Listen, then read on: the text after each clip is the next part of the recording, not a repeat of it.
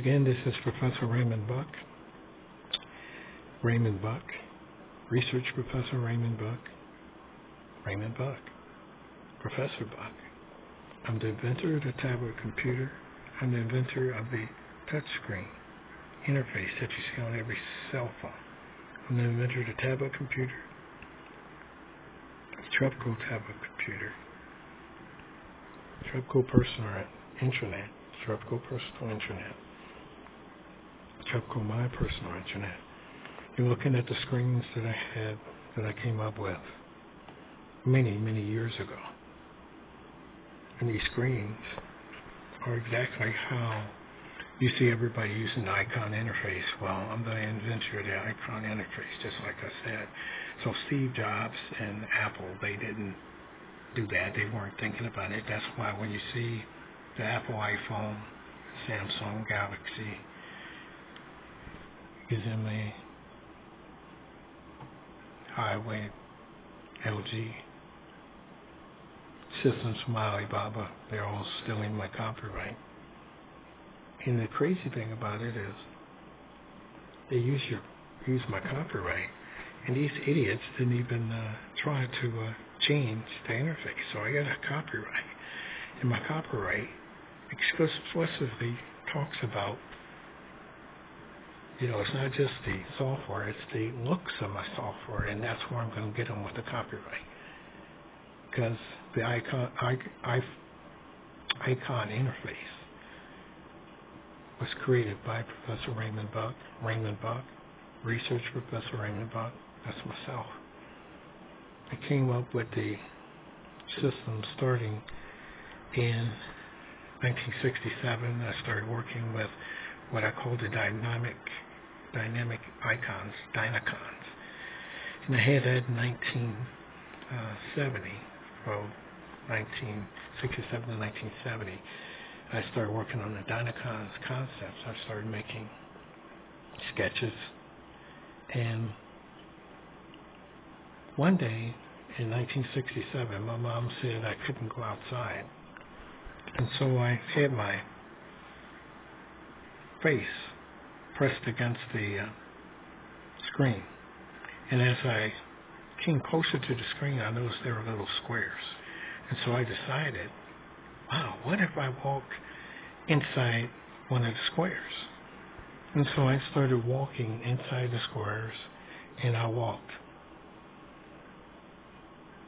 from square 1 to square 2 to square 3, and I started walking in my vivid mind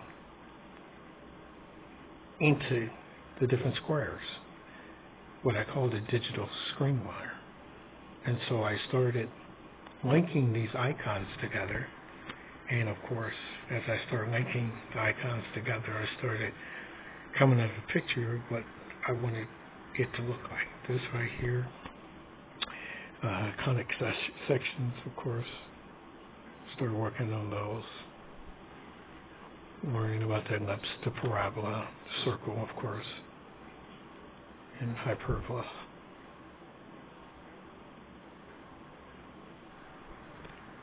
When I went to Ryder Elementary School, they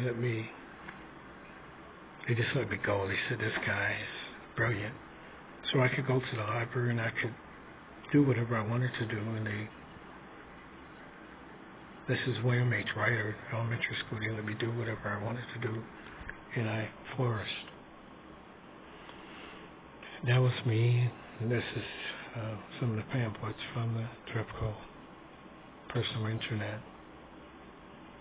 I'm Professor Raymond Buck. I've been to the tablet. That shows those graphs of how people started finding out about the software. Of course, these are the icon interfaces that I invented first. And so these window inside a window, inside a window, inside a window, inside a window, inside a window, inside a window, inside a window, Dynacon system I came up with ended up becoming the Trebco Personal Internet. This is my copyright, of course, the copyright number. I get the copyright from the U.S. Copyright Office. So I didn't fake it. I got it from the U.S. government. And I expect the U.S. government to enforce my U.S. copyright. And I want this enforcement to be enforced with Apple Computer and Microsoft, Dell, and Amazon Kindle. They use and copy my copyright. Barnes & Noble, Nook. You ever see the Nook? We had 3 Nooks, and they stole my copyright. That Nook looks just like my software because it is my software. Amazon Kindle, Google Android. Every Google Android that you see is based on my technology. Google Android 1990 is when I came up with the tablet. Trebco Personal Internet. And Android didn't even come up with the Android system until 2007. Steve Jobs stole my copyright. My copyright's based on audio visual, and that means anything that looks like my software is enforceable. So you can't have software looking like my software, and I don't want you looking like my software. So I want you to stop using my software, and of course they're going to have to pay me behind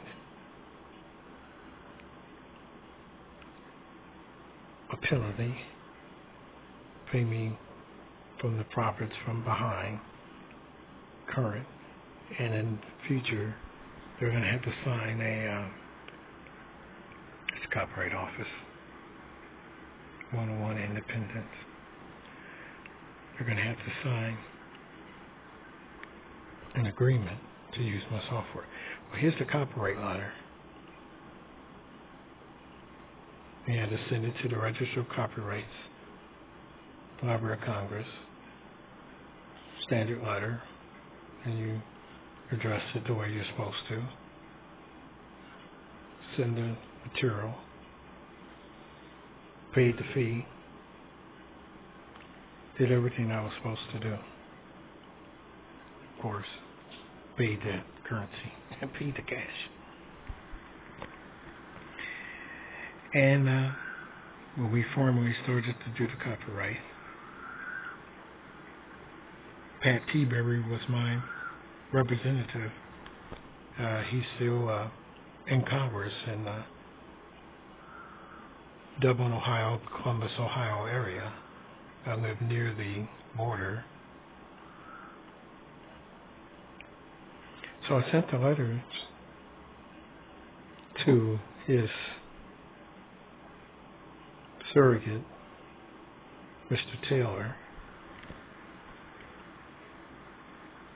and what I was trying to do was obtain a copyright. And so, of course, every time you try to do something in Washington, it's a bunch of mumbo jumbo, and them sending letters back and forth, delaying my copyright, not doing what they're supposed to do. Even had nerve enough to start talking about 9/11, and I said, look, I have concerns about my copyright. Why is it taking so long? Why is it taking 16 to 20 weeks? It's supposed to be right away. Then they started talking about, well, it's because of 9/11, and because of 9/11, what happened in 9/11, that they had someone talking about they were going to do something, and they started doing the anthrax scare. And so now, here's my copyright in Washington, D.C., taking forever. I'm Professor Raymond Buck, and my copyright, they all of a sudden couldn't find my copyright. It was thrown back in the back of the copyright vault. And of course, I invented the tablet.